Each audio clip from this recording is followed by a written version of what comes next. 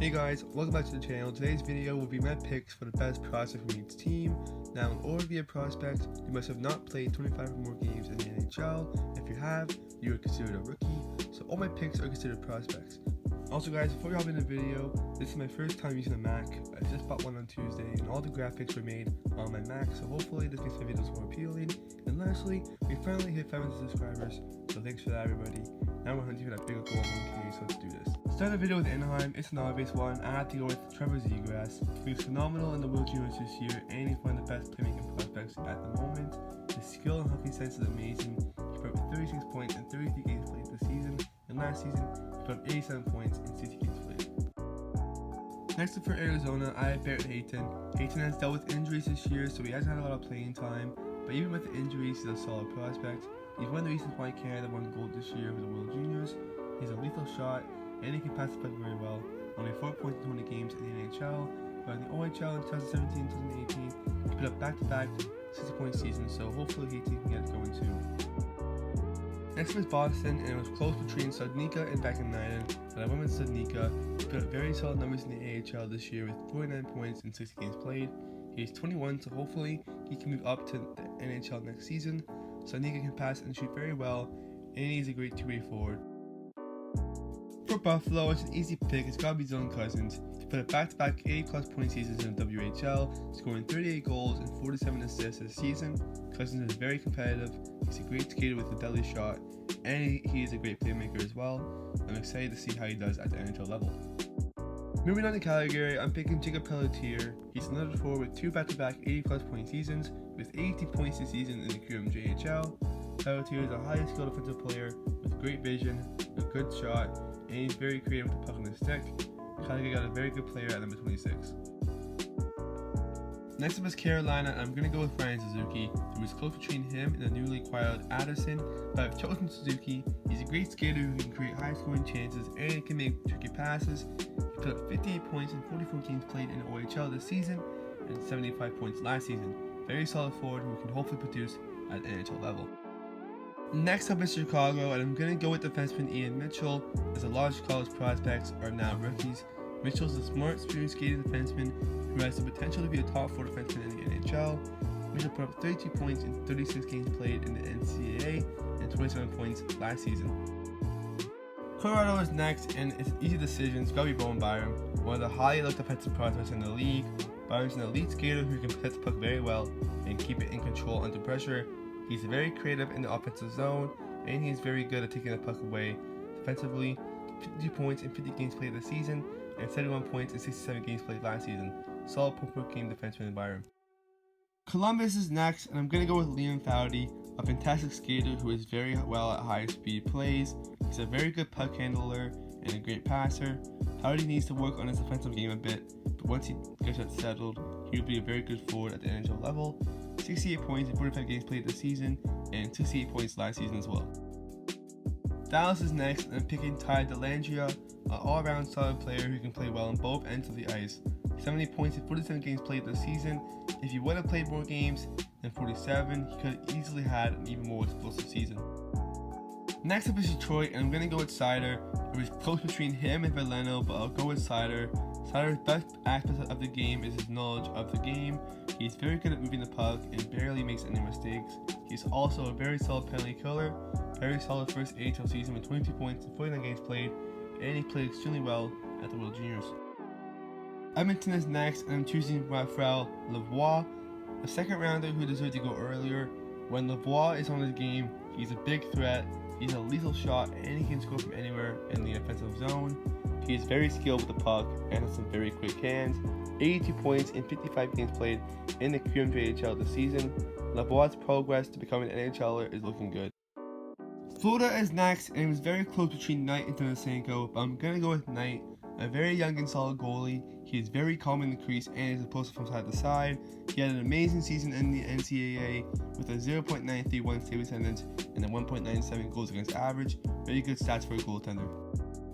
For LA, it was an easy pick. Gotta go with Alex Turcotte, an impressive skater and playmaker and a very fine release. 26 points in 29 games played in the NCAA this season, and 62 points in 37 games played last season. Very excited to see how Turcotte will play in the NHL. Minnesota is up next, and I'm choosing Kirill Kaprizov. Kaprizov was drafted at pick 135 in 2015, and he still hasn't played an NHL game, but hopefully he will for sure be in the NHL next season. Kirill Kaprizov put up 62 points in 57 games played this season in the KHL and 51 points last season. To produce like that in the KHL is very good, so very excited to see how he plays in the NHL. Montreal is next, and there was a lot to choose from, but I gotta go with an elite goal scorer in Cole Caulfield. His shot is very accurate, the perfect amount of power.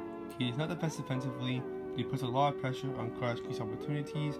Caulfield was point per game this season in the NCAA, and in total last season, put between the USHL and the US Development Program, he put up 141 points in 92 games played, scoring a total of 101 goals, which is insane. Hopefully he can produce like that at the NHL level, despite his size. Nashville is next, and I'm choosing Phil Tomasino for Ilya Tolvanen, mainly because I was very impressed with how Tomasino played this year. Tomasino is a very solid skater with good vision and a strong wrist shot, who works very hard on every shift. Tomasino put up crazy points this season with 100 points in 62 games played in the OHL. New Jersey's easy decision. I'm going to go with Ty Smith, an elite skating defenseman who plays well on both ends of the ice. 59 points in 46 games played this season, and almost 2 back-to-back 70-point seasons in the last 2 years. Hopefully Smith will be in NHL next season. Islanders are next, and I'm going to go with Ilya Sorokin, who was drafted all the way back in 2014 at pick number 78. The 24-year-old has not played in the NHL yet. I don't know what he's waiting for.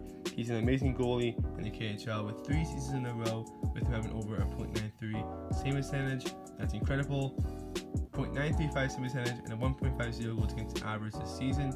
With these stats in the KHL, I really want to see how Sorokin does at the NHL level. Next up is the Rangers, and I have another goalie here in Igor Shesterkin, another very solid prospect who was drafted in round 4 2014. So just like Sorokin, a goalie who didn't play an NHL game for a couple seasons, but Shesterkin got some NHL time this season, playing in 12 games with the Rangers and put up some insane numbers. Put up a .932 save percentage and a 2.52 goals against average with a 10-2 record. Very good for him as he looks like the goalie of the future. Ottawa was a hard one as there were a lot of choices, but I went with Alex Formenton, a high-end skater with great puck control and hockey sense.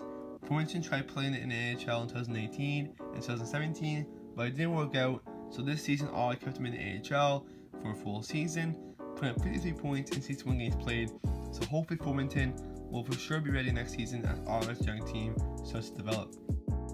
For the Flyers, I went with Morgan Frost, a very calm and well skating playmaker who is really intelligent in the game. He reads plays very well and is very quick with decisions. Frost got some ice time with the Flyers this season, putting up 7 points in 20 games played, and in the AHL he put up 29 points in 41 games played. It looks like Frost will be a full NHL next season. For Pittsburgh, I'm choosing Samuel Poland, a creative offensive player who plays a smart, fast-paced game with quick hands and he can use his body very well. He put up back-to-back 70-point seasons in the KHL, with 77 points in 46 games played this season, which could have been a lot more if he played more games. San Jose is pretty easy. I'm choosing defenseman Ryan Merkley. He's an elite defenseman who can produce very well in the offensive end. The only downside with Merkley is his character, so hopefully that doesn't affect his chance in the NHL. 76 points in 60 games played with the Knights in the OHL, solid for a defenseman. St. Louis is next, and I'll go with Clinton Costin, a very good skater who can generate speed with very few strides. He's a very well two-way forward. He can do everything equally. Put up 13 goals and 17 assists with 30 points in the AHL in 40 games played. Costin is 21, so hopefully he will start playing in the NHL full time. For Tampa, I'm choosing the underrated player in Gabriel Fortier. I love the way he plays, and I think Tampa Bay got a steal a player here. He's a great two-way forward with solid offensive skills. He's a hard worker. He tries his hardest to produce on every shift. Fortier put up 60 points in 64 games played this season in the QMJHL and 83 points last season, so hopefully Fortier keeps on improving his game. Toronto is next, and it was a very easy choice. I'm going to go with Nicholas Robertson, an extremely hard forward checker who controls the puck very well. Robertson put up 86 points in 46 games played in the OHL. Very good numbers for Robertson, as he will keep on improving his game. Vancouver, I'm going to go with the most recent pick in Vasily Podkolzin, an explosive skater that carries the puck very well. He does everything well that you need in a player. He only put up 8 points in 30 games played in the KHL, but the KHL is one of the hardest leagues, so he needs some more time to prove himself. For Vegas, it was very easy in choosing Peyton Krebs, an amazing forward who makes great decisions and handles the puck very well, making tough plays look easy. 60 points in 30 games played in the WHL, a player who easily could have reached 100 points if he played more games. Getting into the final two teams of Washington, pretty easy pick here is Connor McMichael, a smart center with great hockey sense. He reads the game very well and he plays well in the defensive end. McMichael had an explosive season in the OHL with 102 points in 52 games played, as he really showed people what he's got. Finally, to end off the long video, from winning pick I'm choosing defenseman Philip Heinola. I was very close to choosing Vesalainen, but I just don't like the way he plays. Heinola is very smart offensively with great vision and is good at getting pucks through to the net. Heinola played in the NHL in his first year after being drafted, putting up 5 points in 8 games played before heading back to the Finnish leagues to develop a bit more, but I'm very impressed with how Heinola has played so far. And that's gonna do for the video, guys. Let me know below if you agree or disagree with my choices, and let me know what your top prospects are in the league and what your favorites are.